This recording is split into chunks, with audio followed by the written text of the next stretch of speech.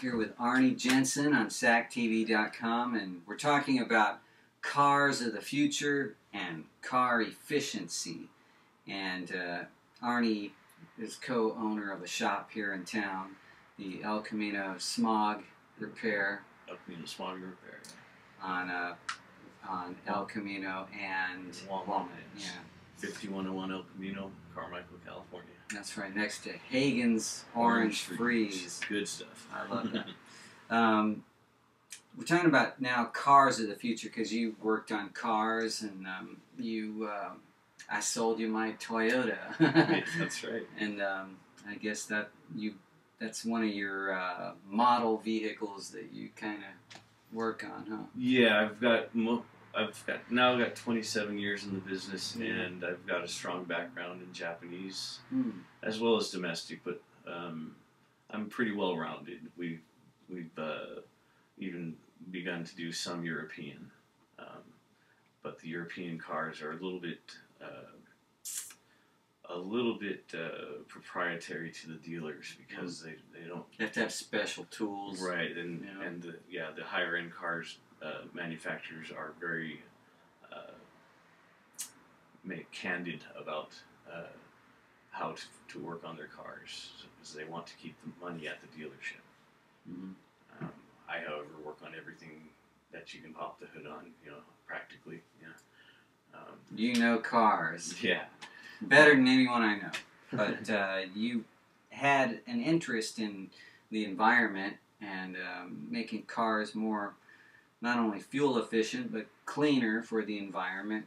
What are your ideas on that as far as where we're going to be eventually or where we should be in the future? Well, I hate to say it, but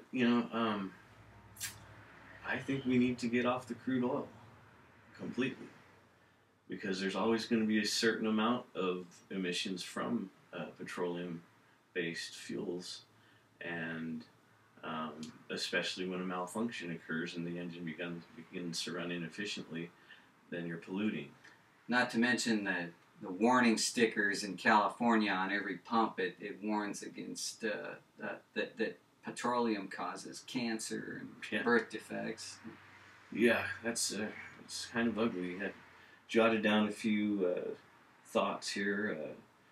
One of the things that I'm pretty interested in is Tesla Motors' computer geek's dream car because it's completely electric. You plug it in at night and you go drive it the next day, and it went 0 to 60 in 4 seconds. So they're harnessing a lot of horsepower now, a lot more horsepower out of battery energy, and that is a zero emission vehicle.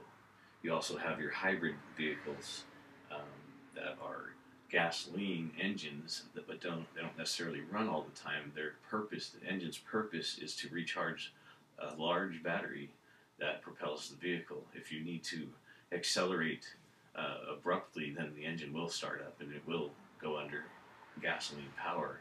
But if you're coasting and it shows you, a lot of them show you a meter of whether or not you're on your battery, and you want to stay on your battery as much as you can to stay away from that gas pump. If you're running a vehicle on hydrogen, it's basically taking apart the water molecule, stripping the oxygen molecules off of it, and taking the hydrogen and harvesting it, and running the engine on it, burning it, and the burning is another way of oxidizing something. So what happens is you're taking water apart, you're using the hydrogen, you're burning it, and what comes out the tailpipe after you oxidize it is water. So it goes right back to water. It's clean and it's clean, it's green, and doesn't harm the environment, and it's really fascinating how they do it because it's almost not fair because you're using water to produce energy and you're emitting water that you can reuse to produce more energy. It borders on perpetual motion, So isn't that the same thinking as the original steam engine? Well, the steam engine was based on the expansion of gases, but you did need a fuel to heat the steam, right? Railroad engine, you would have coal shoveling into the chamber on the old trains, and that the burning of that coal would be what they use to heat up the water to make the expansion of gases and harvest that quality, that property of the expansion of the gases to produce physical movement to propel the vehicle, the train. It's not really the wave of the future right. to, run a locomotive, but the concept is definitely similar to an internal combustion engine because it relies on the expansion of gases to produce physical movement, which is what the engine is doing, what it needs to spin your wheels ultimately.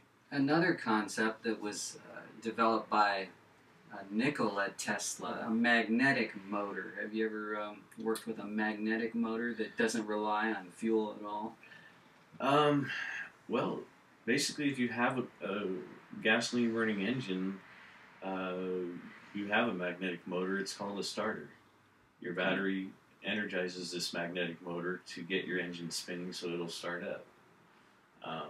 As far as using a magnetic field to propel a vehicle, they're doing that with the hybrids.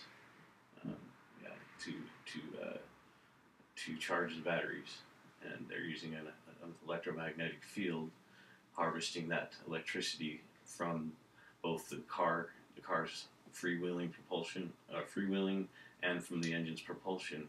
It's charging those batteries so that you don't have to go to the pump so often. One thing I've thought a lot about is the propane, or not the propane, but the natural gas that's plumbed to your house for your water heater, your stove, your furnace. That's a gas line going to your house. Why not run a pipe to your garage? And one of you manufacturers out there, make it so that we can plug that natural gas into our car, the fuel cell of the car, fill it up, and and then drive the car, come back home, fill it back up from your home's gas, and pay your local utility instead of paying. I can see where lots of people would like that idea, and almost no one would hate that idea except the oil companies. Yeah. That's why. That's what makes you wonder why it's not happening. It's a shame, but California is a green state, and I'm glad to be a part of it because it seems like it keeps getting greener too. It does, and California is a great place to do R&D on green energy because there's lots of loans and grants available from the DOE, Department of Energy. Yeah. In fact, Sacramento was named a very important city in the development of alternative energy because Mayor Johnson has basically gone to Washington and asked for lots of money, and he's actually gotten lots of money to create a lot of green jobs. Yes, indeed. So where do you see the car, say, in its greenest possible state in the future, like 10, 20 years from now? I think we're already on our way. Things like navigation, for instance.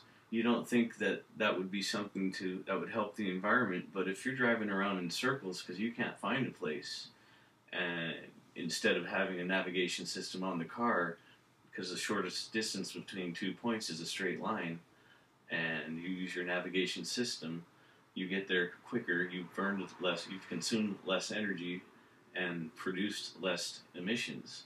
So even something that has nothing to do with how the engine runs, just helping you get to where you need to go, and by expending the least amount of money for the energy that you're using. But yes, I do see in the future, I hope in the future that we can get off of fossil fuels completely because of the pollution factor and the disease, the emphysema, the cancer, the respiratory problems that we're not even told the full scope of the problems that presents to us. Probably not. We're told a lot of times only what we need, what they need us to know. Yeah. Well, thanks for sharing the information, Arnie. And Pleasure. and we'll be checking out your shop in the future. It's located where again? 5101 El Camino Avenue. You can visit us at elcaminosmogrepair.com. It'll give you a little bio about my business partner and myself. And basically, once you've been burned by enough dishonest shops and you find us, you find a home with us. And we take good care of you with honest work that we back up with a 12-month, 12,000 mile guarantee.